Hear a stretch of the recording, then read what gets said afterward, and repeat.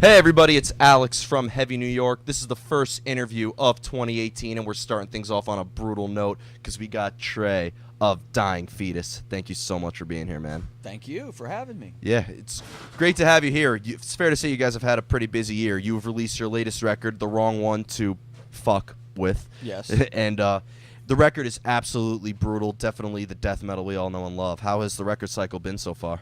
Been great. Audiences have been really receptive to it, and we couldn't be happier. Really? Yeah.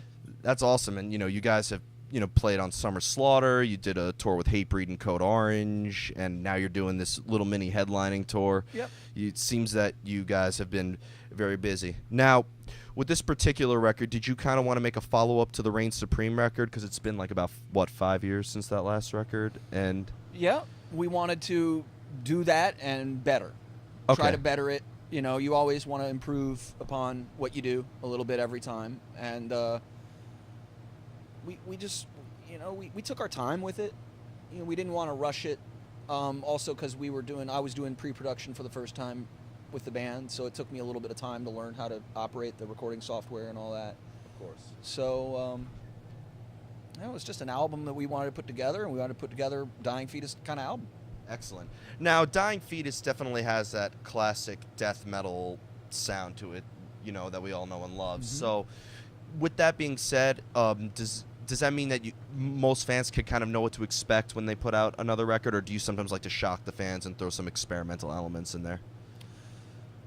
Oh, we can't deviate too far from the formula. Our fans are, they're death metal heads. That's what they like, and if we decided to go and get more experimental, it would have to be maybe just like one track.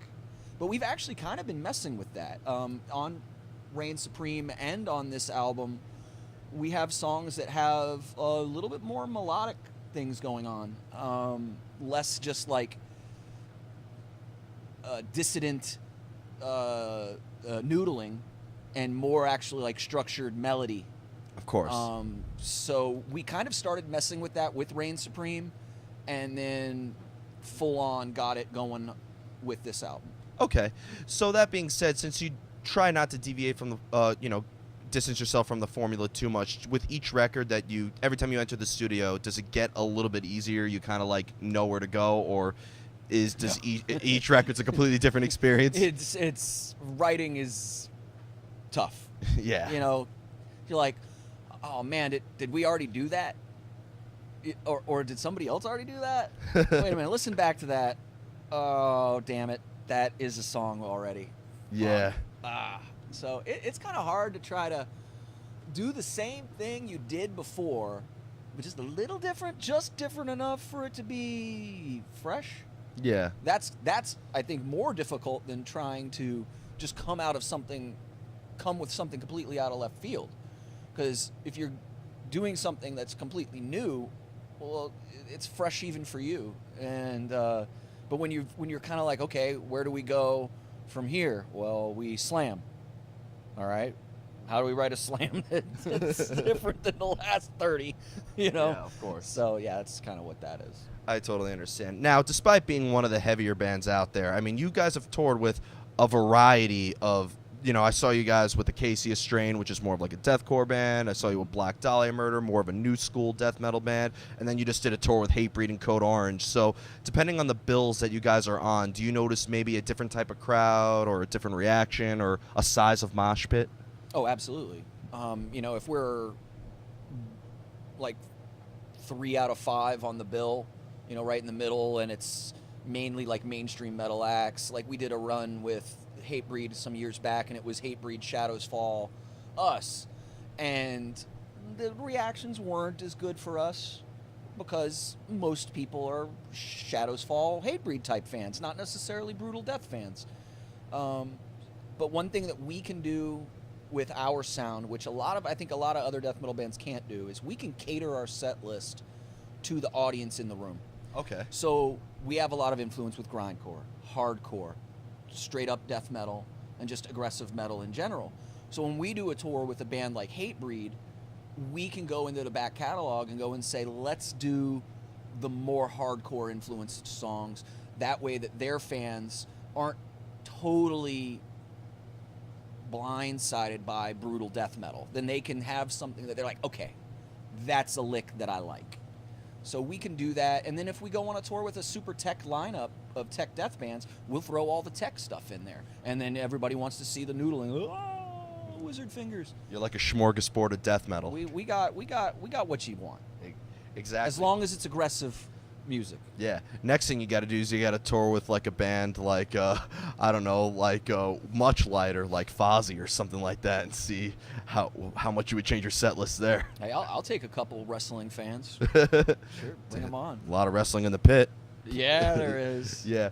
Now I know you weren't in the band during the formation of Fetus, but Dying Fetus is originally from Maryland, right? Yep. Yeah. So coming from the Maryland, D.C. area, I kind of consider it, but like. I know that it's the home to Monstrosity and home to Periphery and Animals Leaders, and obviously the punk capital with Bad Brains and stuff. Mm-hmm. Would you say that it's always been like a really happening scene down in Maryland? No. Really? No.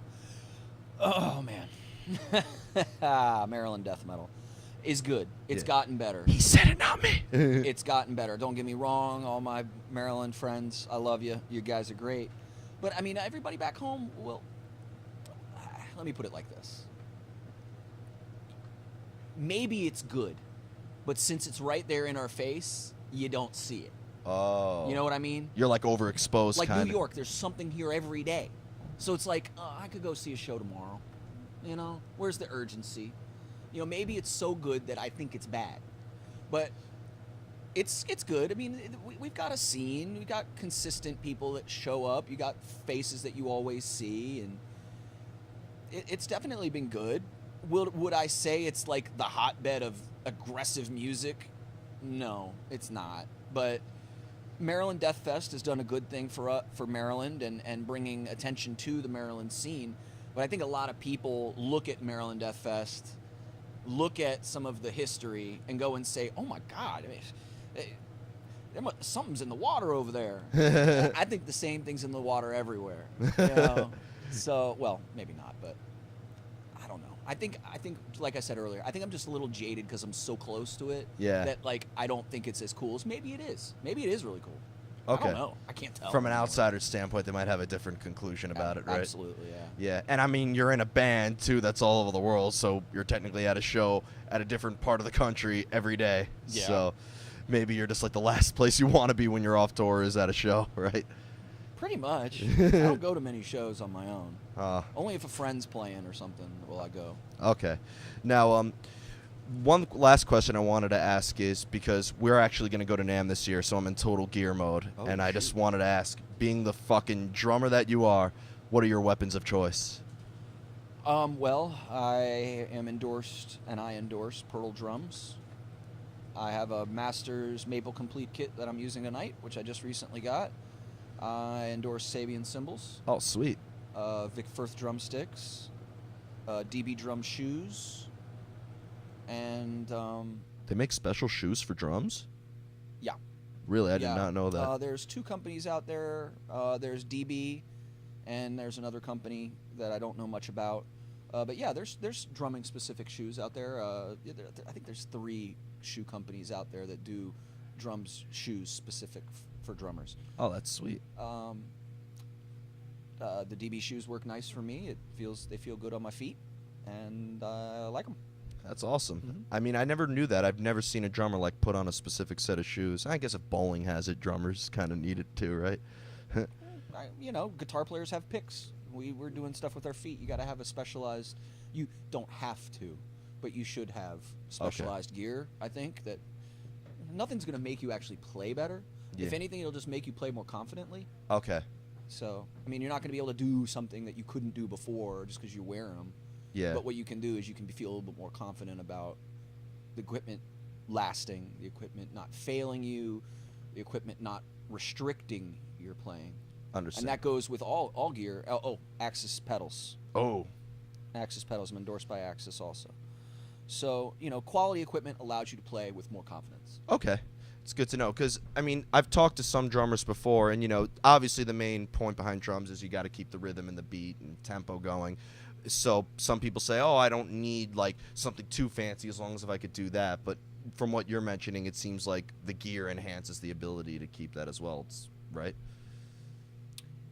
Yes, enhance. It doesn't improve, just enhance. Okay. Yeah.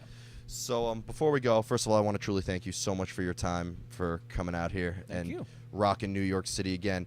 Before you turn St. Vitus into a smoldering crater tonight with a sold-out show, what could we expect? You have a new album out. It's a brand new year. What could we be expecting from Dying Fetus in 2018? Tours. Lots of touring. Sweet. You know, you got a new album, you got to go out and play music. Of course. From that album. So we've got some stuff that we'll be announcing shortly in the spring. Yep. And we're doing festivals in Europe in the summer. Sweet. And hopefully some more North American touring in the fall with stuff sprinkled in between. Excellent. So 2018 is going to be touring for the wrong one to fuck with. Excellent. Well, again, thank you so much, Trey, for coming on here. Thank you. Everybody, Trey of Dying Fetus. Be sure to pick up the new record, The Wrong One to Fuck With. It is absolutely brutal. Catch them touring throughout 2018. Do not miss them. We'll see you next time on Heavy New York.